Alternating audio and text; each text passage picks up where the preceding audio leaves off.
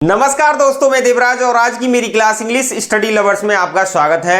दोस्तों, पिछली क्लास के अंदर हमने सिंथेसिस के अंतर्गत यदि किन्हीं दो वाक्यों में प्रिंसिपल क्लॉज आ जाते हैं तो उन दोनों वाक्यों को एक सिंपल सेंटेंस में कैसे बनाते हैं पार्टिसिपल के माध्यम से, तो मैंने उसके अंतर्गत उस वीडियो के अंतर्गत प्रेजेंट पार्टिसिपल, पास्ट पार्टिसिपल और परफेक्ट पार्टिसिपल के द्वारा दो सिंपल सेंटेंस को कैसे बनाया जाता है उन सारे रूल्स को मैंने उस वीडियो के अंतर्गत कराया है। यदि उस वीडियो को आपने अभी तक नहीं देखा है तो मेरी डिस्क्रिप्शन में लिंक है, उसको जाकर आप चेक कर सकते हैं और वीडियो को पूरा देख सकते हैं। तो आज इस वीडियो के अंतर्गत हम आपके लिए बताने जा रहे हैं कि यदि किन्हीं दो वाक्यों में दो सेंटेंसेज में दो सिंपल सेंटेंसेज आते हैं या प्रिंसिपल क्लॉज आते हैं तो उनको इन्फिनेटिव के माध्यम से कैसे जोड़ा जाता है, उन सारी चीजों के बारे में यहां पर बताया जाएगा। तो दोस्तों, वीडियो को स्टार्ट करते हैं। हम आपके लिए बताएंगे कि यदि किसी वाक्य में दो प्रिंसिपल क्लॉज आ जाते हैं और उनको इन्फिनेटिव से जोड़ने के लिए कहता है तो हम उनको किस प्रकार से बदलते हैं एक सिंपल सेंटेंस में। तो हम सबसे पहले ये देखना चाहेंगे कि इन्फिनेटिव होता क्या है। तो दोस्तों, हम देख रहे हैं to make a simple sentence by using infinitive. ये हमें देखना है कि इन्फिनेटिव क्या होता है। इन्फिनेटिव दोस्तों दो प्रकार का होता है, एक तो इन्फिनेटिव और एक होता है बेयर इन्फिनेटिव। अब समझेंगे कि ये दोनों क्या होते हैं। यानी जो इन्फिनेटिव होता है वो तो टू प्लस मेन वर्ब की फर्स्ट फॉर्म होता है। जैसे कोई मेन वर्ब आ गई कट, उससे पहले टू लग गया तो टू कट, ये इन्फिनेटिव हो गया। और गो आ गई, स्लीप आ गई, कोई भी मेन वर्ब आ जाए, डिक्शनरी वर्ब आ जाए तो उनसे पहले यदि हम टू लगा देते हैं वो तो होता है इन्फिनेटिव।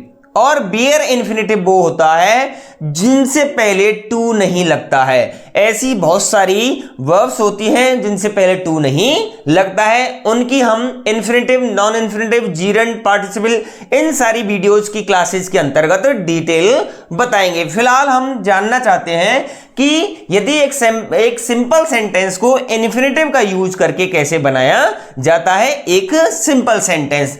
तो हमने देखा कि इन्फिनेटिव की पहली पहचान होती है कि मेन वर्ब से पहले क्या होना चाहिए, टू होना चाहिए।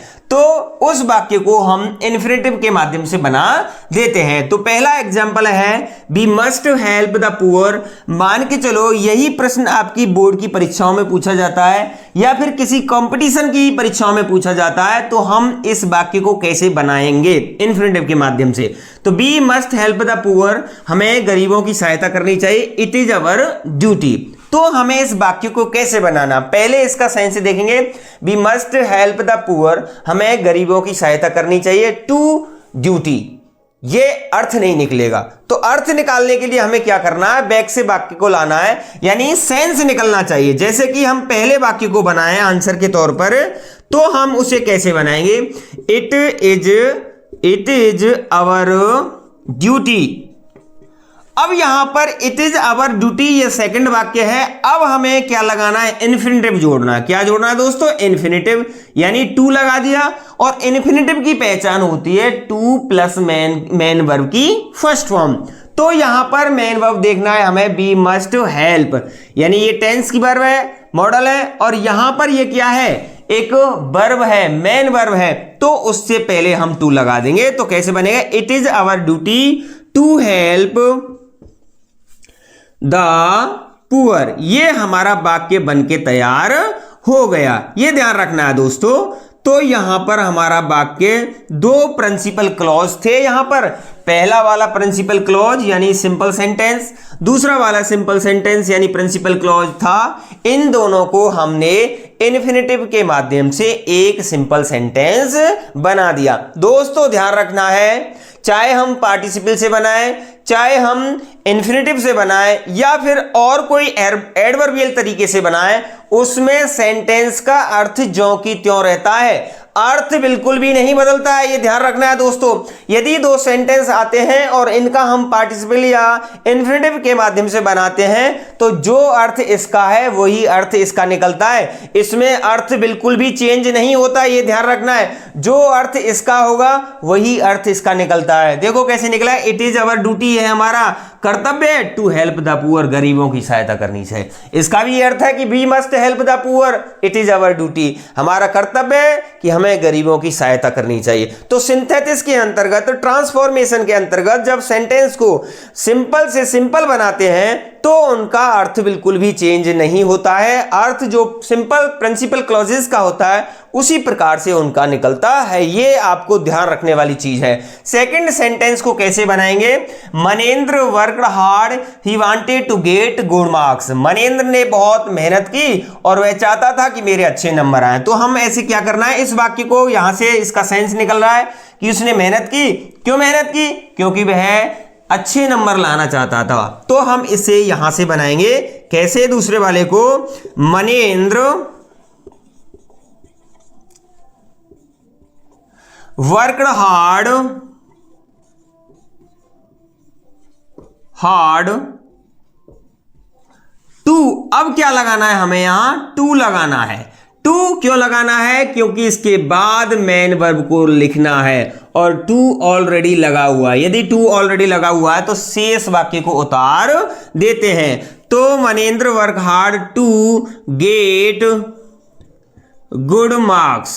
तो इस तरह से यह सेंटेंस, यानी दो सिंपल सेंटेंस को हम इन्फिनेटिव के माध्यम से एक सिंपल सेंटेंस बना देंगे। अब तीसरे वाक्य को देखो, यह बहुत ही अच्छा वाक्य है, इंपॉर्टेंट है और आपको इसको बहुत ही अच्छी तरीके से देखना है। यदि इस तरीके से आता है वाक्य, ही इज वेरी लगा हुआ आता है, क्या लगा हुआ आता है, very, he is very fat और ही कैन नॉट रन। हमें देखना है कि किसी वाक्य में वेरी आता है तो इस प्रकार के सेंटेंस को हम वेरी के स्थान पर टू लगा देते हैं। क्या लगा देते हैं, टू। तो कैसे बनेगा ये देखना है, ही इज,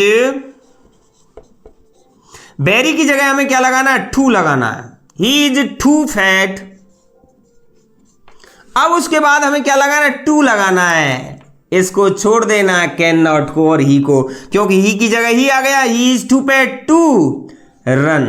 अब वही अर्थ निकल रहा है, ही इज वेरी फैट, वह बहुत मोटा है, और ही कैन नॉट रन, वह दौड़ नहीं सकता है। अब इसका अर्थ देख लो दोस्तों, ही इज टू फैट, वो इतना मोटा है कि दौड़ नहीं सकता है। इसका भी पूरा अर्थ क्या निकल रहा है कि वह दौड़ नहीं सकता है। दोस्तों ये ध्यान रखना है, इसका अर्थ बिल्कुल नहीं बदला है। यदि वो हमसे कह दे कि इसको सिंपल सेंटेंस, दो प्रिंसिपल क्लॉज को बनाओ, तो हम कैसे बना देंगे, ही इज वेरी फैट और ही कैन नॉट रन। तो हम नेक्स्ट एग्जांपल में आपको वेरी वाला भी और बताना चाहता हूं कि जिस यदि किसी वाक्य में ऐसा सेंटेंस आ जाता है तो उसको कैसे बनाएंगे। जैसे मान के चलो उसने दे दिया आपके प्रश्न में कि Mayank was too poor to buy a car. अब उसने एक वाक्य दे दिया, ये सिंपल सेंटेंस है, और उसने कहा कि आप इस सिंपल सेंटेंस के दो प्रिंसिपल क्लॉज बनाओ। तो कैसे बनाएंगे दोस्तों, यहां पर ध्यान रखना है, मयंक को मयंक लिख दिया, मयंक के बाद बाज लिख दिया, बाज लिख दिया। अब टू की जगह हमें क्या लगाना है, बेरी लगाना है। क्या लगाना है, बेरी। जिस तरीके से हमने इसमें बेरी की जगह टू लगाया था, टू की जगह क्या लगाना है, बेरी लगाना है। तो ये दोस्तों आपको ध्यान रखना है, बेरी पुअर, और फुल स्टॉप लगाना है क्योंकि एक सेंटेंस हो गया, टू बाई ए कार। अब कैसे लिखना है, मयंक